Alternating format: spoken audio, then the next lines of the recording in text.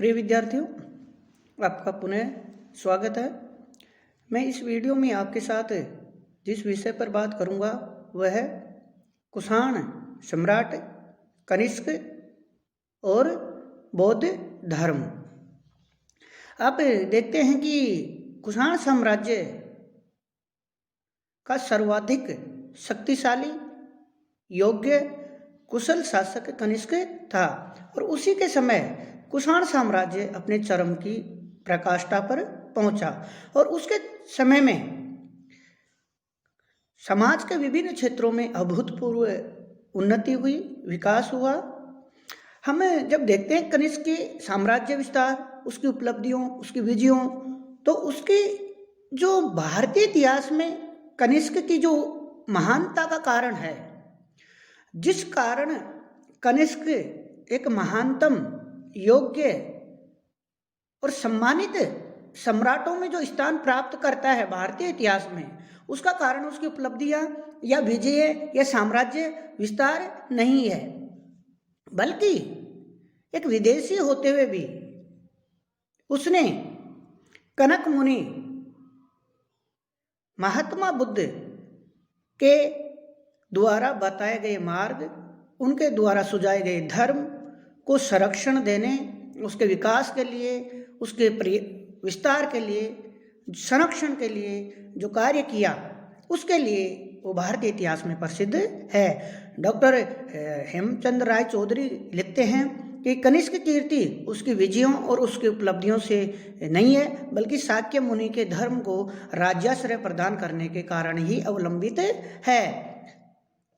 उसकी मुद्राओं तथा पेशा और अभिलेख से ज्ञात होता है कि उसने संभवतः अपने शासनकाल के प्रारंभिक वर्षों में ही बौद्ध धर्म को स्वीकार कर लिया था।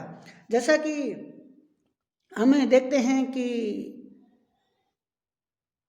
अशोक जो है, अशोक के बारे में भी बौद्ध ग्रंथ ये कहते हैं कि प्रारंभिक जीवन में वो रक्त पिपासु था, हत्यारा था, निर्दयी था।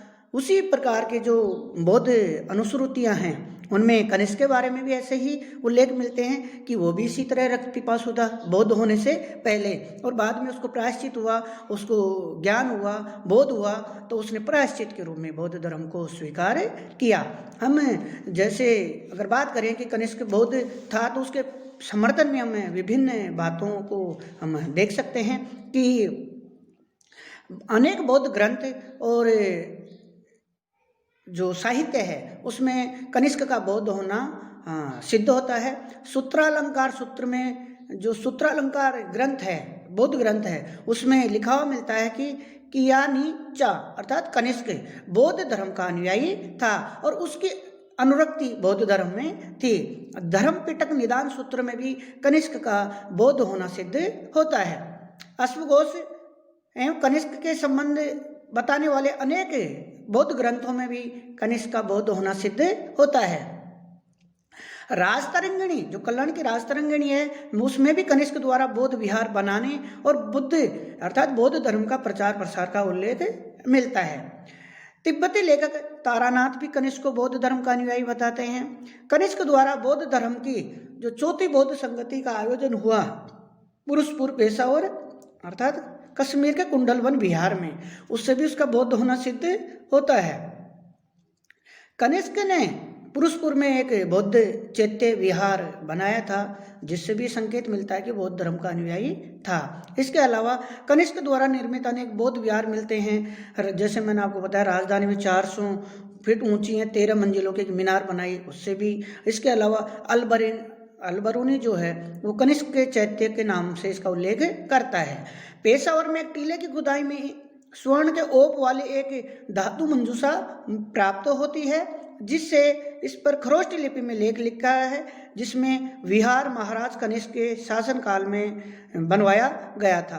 तो इन बातों से साबित होता है कि कनिष्क बौद्ध धर्म का अनुयायी था और उसने बौद्ध धर्म को स्वीकार किया था। जैसा कि मैं आपको बता रहा था कि बौद्ध ग्रंथ ये कहते हैं कि उसको अपने पश्चाताप हुआ और उसको पश्चाताप के रूप में उसने बौद्ध धर्म को स्वीकार किया। इस संबंध में कनिष्क बौद्ध विद्वान अश्वघोष से प्रभावित हुआ और उसने उस अशुघोष को अपनी राजधानी पुरुषपुर ले गया और वहाँ पर एक बौद्ध संघाराम का निर्माण कराया। जो ये हम इसको देखते हैं कि ये जो चैत्य था, जो विहार था, जो पुरुषपुर में बनाया था, ये लगभग 9वीं सदी तक अपने अस्तित्व में था। बौद्ध विहार वीरदेव ने इसकी यात्रा की थी। वो वीरदेव मगध नरेश देवपाल के समय में मास्टर निर्वाचित किया गया था। चीनी यात्री फाहियान और रेंजंग ने इसका उल्लेख किया है। अल्बरूनी ने, जैसे मैं आपको बता रहा था, इसका उल्लेख किया है। यद्यपि कनिष्क बौद्ध धर्म का स्वीकार कर लिया था, परंतु भारतीय जीवन का अनुकूल धार्मिक उदार दृष्टिकोण का परिचय दिया।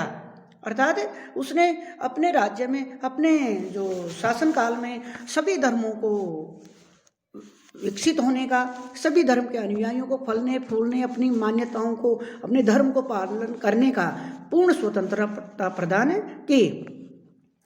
उसने के साथ कनिष्क ने धार्मिक साम्राज्य में विभिन्न धर्म के अनुयायी निवास करते थे। कनिष्क ने धार्मिक निष्पक्षता और सहिष्णुता का व्यवहार किया।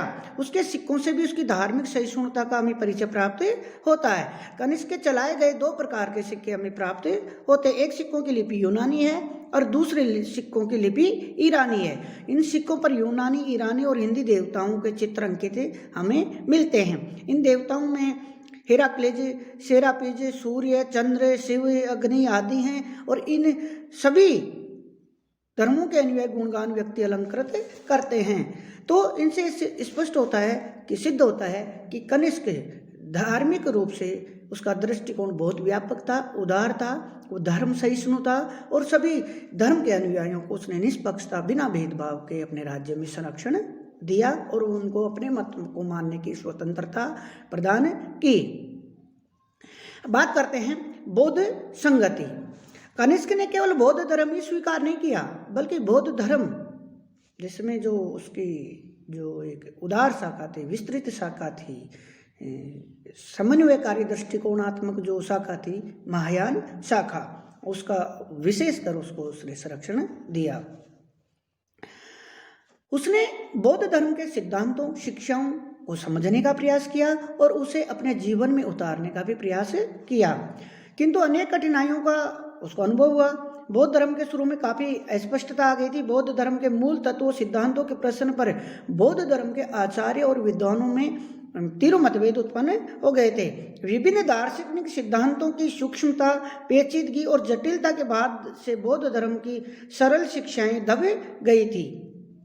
प्रचलित बौद्ध गुत्थियों को सुलझाने तथा विवादास्पद विषयों का हल निकालने हेतु कनिष्क के समय में बौद्ध संगति का आयोजन या बौद्ध धर्माचार्यों का सम्मेलन बुलाया जाना आवश्यक हो गया था।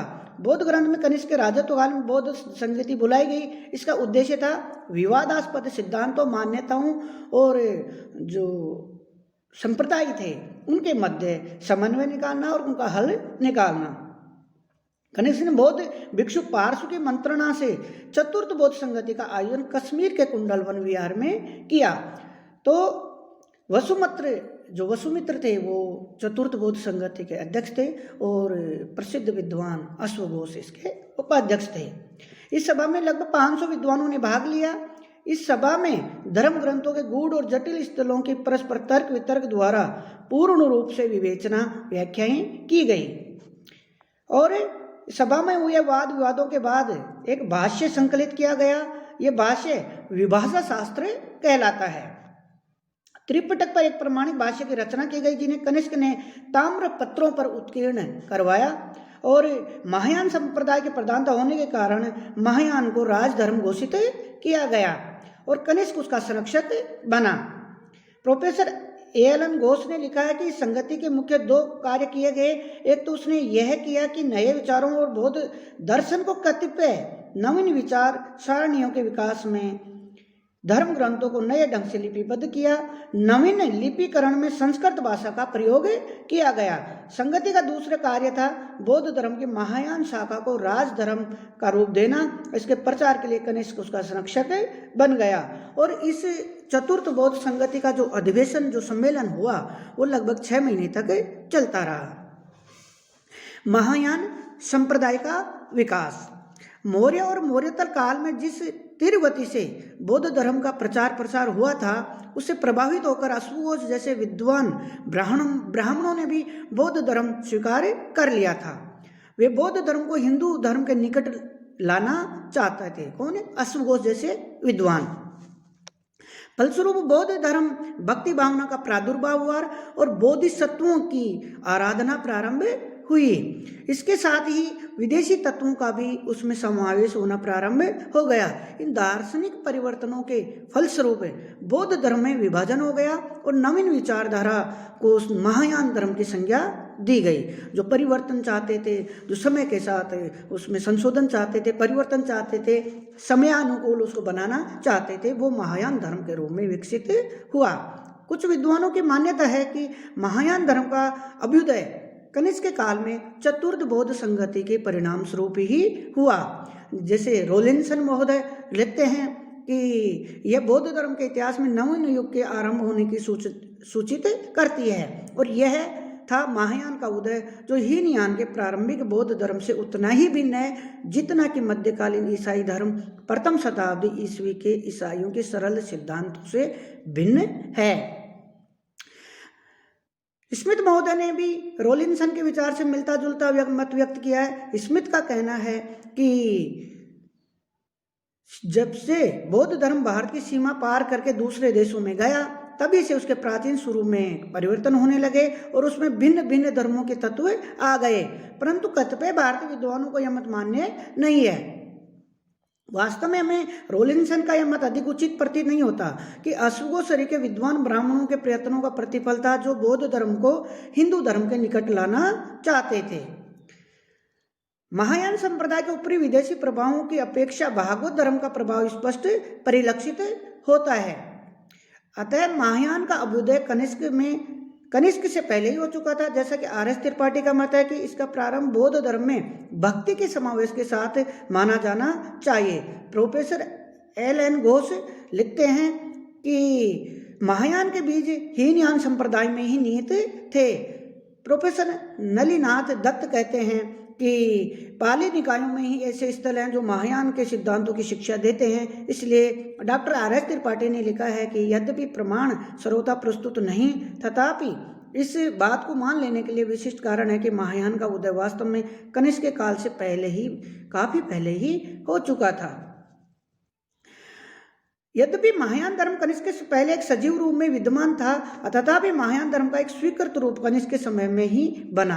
आप इस बात से हम कोई विद्वान इनकार नहीं कर सकता कि भले ही महायान जो धर्म था, उसके जो विचार थे, उसकी जो सोच थी, उसकी जो मान्यताएं थी, जो दृष्टिकोण था, वो पहले से ही अस्तित्व में था। लेकिन इसमें कोई दो राय नहीं है कि जो महायान धर्म एक विशिष्ट आयाम के रूप में, एक विचार के रूप में, एक पद्धति के रूप में, एक उसका अलग अस्तित्व, एक विशेष रूप निखर के सामने आता है और उसका काफी कुछ श्रेय कनिष्क के शासनकाल को, उसके प्रयासों को भी जाता है।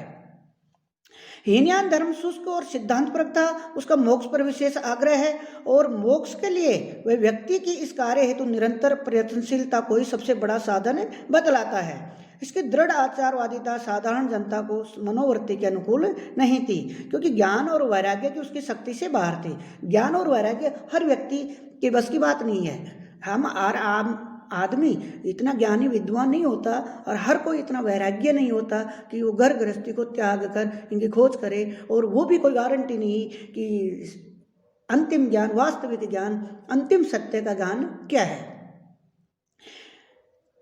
अतः महायान धर्म में इन तत्वों का समावेश किया गया जिसके द्वारा जनसाधारण की आध्यात्मिक पिपासा को तृप्त किया जा सके। इसलिए महायान मत में भक्ति को समुचित स्थान देकर बुद्ध ने को देवता का रूप मानकर उसकी पूजा उपासना प्रारंभ हुई। और जो हम देखते हैं कि जो बुद्ध की मूर्तियां बनाई गई और उनकी जो मूर्ति पूजा जो भक्ति भावना का जो समावेश था हिंदू धर्म में हो रहा था, उसका प्रभाव हमें स्पष्ट रूप से कनिष्क के शासन काल में और बौद्ध धर्म में हमें दिखाई देता है, जिसमें गंधार और मथुरा कला और जिसमें बड़ी संख्या में बुद्ध और बोधिसत्वों की मूर्तियां बनाई गई और उनका भक्ति भावना, पूजा उपासना का उदय हुआ, विकास हुआ, जिसका हम कला के संदर्भ में विशेष उल्लेख करेंगे। साधारण जनता ऐसे ही इष्ट देव की खोज करना चाहती थी जिसकी उपासना बिना संसार का परित्याग किया ही किया जा सके। महायान के उदय के कारण बौद्ध धर्म बड़ा ही लोकप्रिय हो गया। डॉक्टर त्रिपाठी ने लिखा है कि बौद्ध धर्म का साधारण जनता में प्रचार कुछ हद तक इसका कारण हो सकता है, क्योंकि इसे हीनयान के आदर्शवास के ऊपर उदार जन धर्म की आवश्यकता थी और हीनयान में उसकी भक्ति का प्रज्वलित करने की सामर्थ्य नहीं थी। इसके अतिरिक्त भारतीय समाज में बाहरी जातियों का जो पुट था तथा संस्कृतियों के अंतर संघर्ष ने भी बौद्ध धर्म के स्नेह संप्रदाय के समुदाय में योग दिया होगा। भारतीय सीमा के बाहर बौद्ध धर्म के प्रचार का श्रेय महायान को ही जाता है। इसमें कोई दोहराई नहीं है कि हम बात करते हैं हीनयान जो संकीर्ण मार्ग था, जिसमें रूढ़िवादिता थी, वो कोई परिवर्तन नहीं चाहता। तो आप जानते हैं किसी भी क्षेत्र विशेष की, देश विशेष की भौगोलिक परिस्थितियाँ, देश विशेष की सभ्यताएं, संस्कृति, उनकी मान्यताएं, उनका दृष्टिकोण अलग अलग होता है। अगर हीनयान के सिद्धांतों और मान्यताओं के आधार पर अगर उसका बाहर प्रचार प्रसार किया जाता तो शायद सफलता संभव नहीं थी। और विदेशों में बौद्ध धर्म के प्रचार प्रसार का जो श्रेय है वो वास्तव में महायान संप्रदाय को ही जाता है। यह भारतीय सीमाओं को लांघ कर तिब्बत, चीन, Burma, Japan, Korea, Malaysia, Lanka आदि देशों तक इसका प्रचार प्रसार हुआ। तो आप देखते हैं कि मैं जैसे आपको और विस्तार से अगर इसकी व्याख्या करें तो जैसे आप देखेंगे कि कनिष्क एक विदेशी शासक होते हुए भी उसने कनक मुनि यानी महात्मा बुद्ध के मत, संप्रदाय, सिद्धांत और शिक्षाओं को जो इतना महत्व दिया और उसके प्रचार प्रसार के लिए इतना समर्पित होकर कार्य किया, वो अपने आप में एक अमूल्य अतुलनीय उदाहरण है।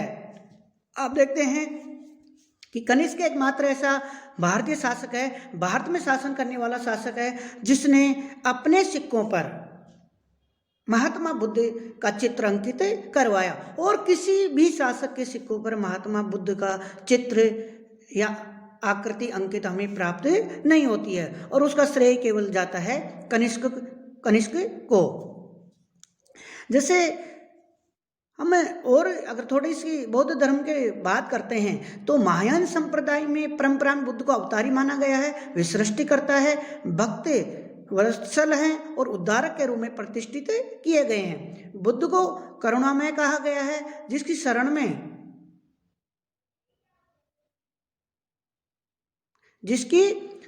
में जाकर मनुष्य मुक्ति प्राप्त कर सकता है। वो ईश्वर की भूमिका में हैं और वो उनको मुक्ति प्रदान करते हैं। धन्यवाद।